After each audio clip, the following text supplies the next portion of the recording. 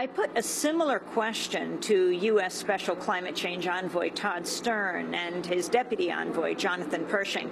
They held a news conference right after Hedegaard. Todd Stern answered.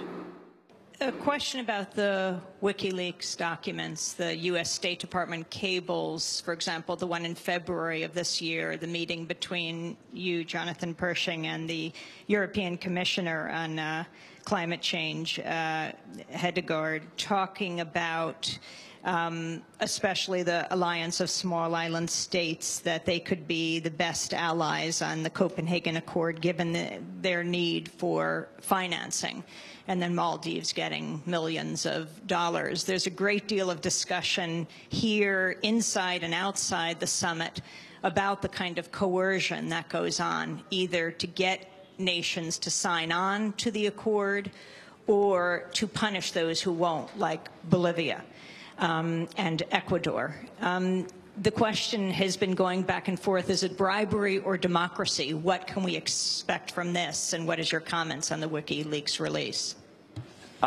Thanks very much. On the WikiLeaks release per se, I have no comment, and that's a U.S. government position, and we don't comment on leaks of classified or private information. So I'm not going to comment on WikiLeaks directly. I will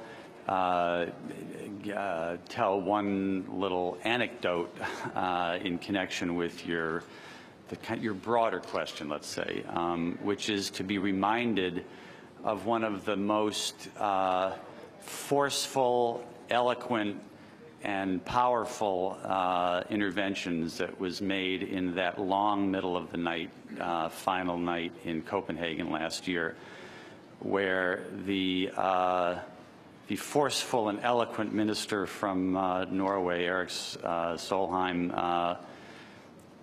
stood up after being accused directly, and I don't remember what country did it, of Norway engaging in bribery by being so outstandingly generous in its provision of climate assistance.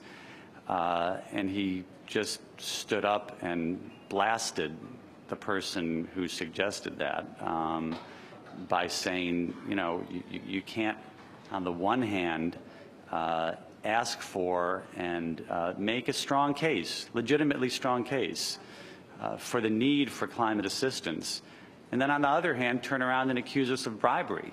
I mean, if you want to accuse us of bribery, then you know you don't need to.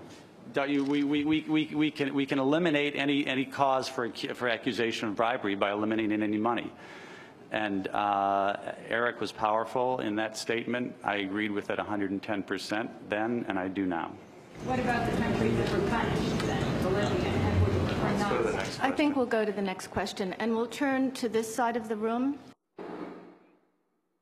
That follow-up question that I asked the U.S. Special Climate Change Envoy Todd Stern refused to answer was about the U.S. withholding funds to countries like Ecuador and Bolivia when they refused to sign on to the Copenhagen Accord.